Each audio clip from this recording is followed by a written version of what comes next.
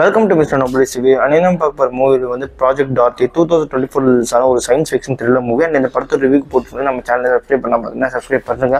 இந்த டெலிஸ்மல் dot case நிறைய movies வந்துகிட்டு இருக்கும். அண்ட் இந்த படத்தோட கதை எங்கே ஆரம்பிக்குது அப்படின்னு பார்த்தீங்கன்னா, ஜேம்ஸ் பிளேக் அப்படின்னு சொல்லப்படுற ஒரு 2 பேர். ஜேம்ஸ் வந்து வயசான ஒரு தாத்தா, அந்த மாதிரி பிளேக் வந்து ஒரு யங்ஸ்டர். ஓகேங்களா, இவங்க 2 பேரும் வந்து ஒரு பேங்கோ ஏதோ சம் கைண்ட் ஆஃப் எதையோ வந்து கொள்ள அடிச்சுட்டு அங்கே வந்து போலீஸ் தேட்டருக்கு இந்த சமயத்தில் ஒளிய இடம் இல்லாமல் அங்கே வந்து ஒரு அபேண்ட் பண்ண ஒரு சயின்டிஃபிக் அந்த ஃபெசிலிட்டி ஒன்று இருக்குது. ஓகேங்களா, இந்த சயின்டிஸ்ட்லாம் வந்து ரிசர்ச் பண்ணுற மாதிரி. ஓகேங்களா, பெரிய இடம் உள்ளே போயிடுறாங்க. போனதுக்கு அப்புறம் என்ன அப்படின்னு பார்த்தீங்கன்னா, போயிட்டு வந்து அங்கே எங்கன்னு சொல்லிட்டு உள்ள தேடுற அந்த சமயத்தில் வந்து அங்கே என்ன இருக்குன்னே சொல்ல தெரியாமல் அந்த இடத்துல வந்து லைட்லாம் போட ஆரம்பிக்கும் போது அங்கே இருக்கிற ஒரு இதன் மான்ஸ்டரை வந்து இவங்க எழுப்பி விட்டுறாங்க. அது என்ன மான்ஸ்டர் அப்படின்னு பார்த்தீங்கன்னா, அங்கே சயின்டிஸ்ட்லாம் இருக்கும்போது அங்கே வந்து டார்த்தி அப்படின்னு சொல்லப்படுற ஒரு ஏஐ 90s வந்து ஒரு ஏஐ மாதிரி ரெடி பண்ணி அந்த ஃபெசிலிட்டியை மொத்த கண்ட்ரோலையும் அந்த ஏஐ கிட்ட கொடுத்துருக்காங்க. அந்த ஏஐ ஆக்டிவேட் ஆகிடுச்சு.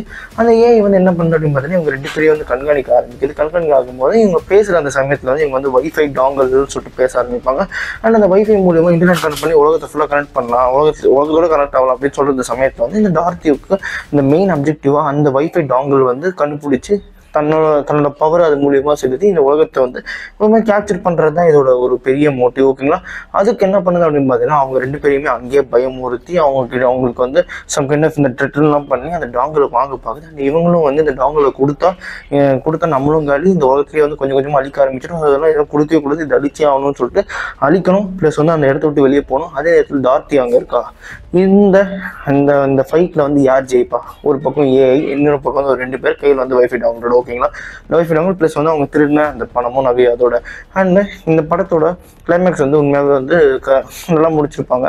படத்தில் வந்து என்ன ஒரு அட்வான்டேஜ் அப்படின்னு பார்த்தீங்கன்னா, படத்தை வந்து ரொம்பவே சிம்பிளான ஒரு லொக்கேஷனில் குறிப்பிட்ட கேஸ்டிங்கை வச்சு ஏதோ இந்த ஷார்ட் ஃபிலிம் எடுக்கிற மாதிரி பட்ஜெட் ஃப்ரெண்ட்லி எடுத்து வச்சுருப்பாங்க.